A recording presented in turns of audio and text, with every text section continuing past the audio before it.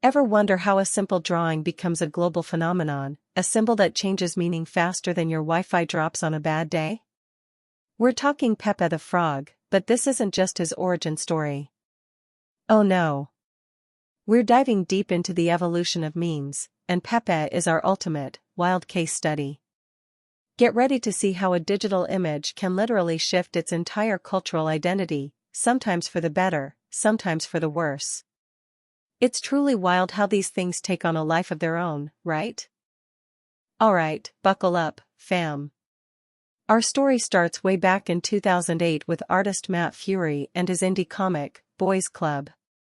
Pepe wasn't some grand political statement back then, he was just a chill frog dude, living his best life, saying feels good man after peeing with his pants down. Yeah, you heard that right. It was innocent, a bit goofy, and completely, utterly devoid of any controversy. This simple, relatable moment was the ground zero for what would become one of the internet's most complex characters, which is wild, by the way. So, 4chan users, with their notoriously niche internet humor, immediately latched onto feels good man. It was raw, it was relatable, and it spoke to that specific online subculture. But here's where the evolution kicks in. People started taking Pepe, changing his expression, adding new captions. He wasn't just feels good man anymore, he was feels bad man, sad frog, smug frog, and a whole array of emotions. Each new variation was a tiny mutation in his meme DNA, expanding his emotional range beyond just pants down bliss. Then, something incredible happened. Pepe escaped the 4chan bubble.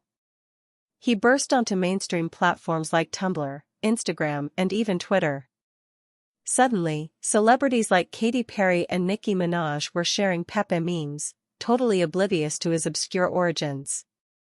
He became a universal reaction image, a shorthand for feelings across the entire internet. This wasn't just a niche frog anymore, he was a global cultural phenomenon, evolving from an inside joke to a widely understood, almost universal, visual language. Crazy, right? But here's where the meme's journey takes a dark, unsettling turn. As Pepe gained massive popularity, certain fringe online communities, particularly associated with the alt-right, began to appropriate him. They started creating and sharing offensive, often hateful versions, tying him to extremist ideologies and white nationalism. This wasn't just an evolution, it was a deliberate weaponization, transforming a harmless, goofy frog into a symbol of division and malice. It shows how quickly a meme's meaning can be hijacked for nefarious purposes, which is a scary thought. The shift was so stark, so undeniable, that in 2016, the Anti-Defamation League, the ADL, officially added Pepe the Frog to its database of hate symbols. Think about that, a cartoon frog, originally just saying feels good man, now lumped in with swastikas. It's a powerful, sobering example of how a meme's meaning can be completely hijacked and twisted by external forces, evolving against its creator's intent and becoming something truly vile. It's a stark reminder of the power and responsibility that comes with digital creation. Matt Fury, Pepe's original creator, was, understandably, devastated by this perversion of his art. He launched the #SavePepe campaign, desperately trying to reclaim his creation and restore Pepe's original, positive meaning. He even took the drastic step of symbolically killing off Pepe in a comic strip in 2017, hoping to somehow take back control from those who had hijacked him. It was a desperate plea to halt the meme's negative evolution, to rewind its trajectory, which is an incredibly unique and sad situation for an artist to face. But here's the really fascinating, almost hopeful, part of meme evolution: sometimes, it finds a way to recontextualize itself.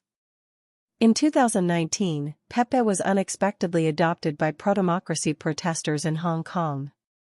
There, he wasn't a symbol of hate, he was a symbol of resistance, freedom, and solidarity against oppression. He had mutated yet again, this time into a beacon of hope. It's an incredible example of how collective consciousness can sometimes override negative associations, giving a hijacked meme a new, powerful, and positive meaning.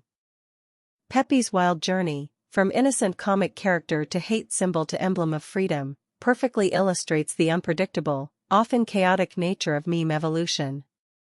It's a constant battle for meaning, a reflection of our collective digital anxieties and aspirations, and even our hopes. Memes aren't just pictures, they're living, breathing cultural entities that morph and change based on who's sharing them, where they're shared, and why. That's the incredible power, and sometimes the inherent danger, of viral digital content. So, what does Pepe's incredible, roller coaster story tell us about the future of memes? It tells us that nothing is static in the digital realm. Meanings are fluid, and context is absolutely king. A meme can be anything, and then become its complete opposite, all within just a few years. It's a powerful reminder to pay attention to where our digital culture is heading and to truly understand the immense power these seemingly simple images actually hold. Keep your eyes peeled, folks, because the next big meme evolution is already underway, morphing as we speak.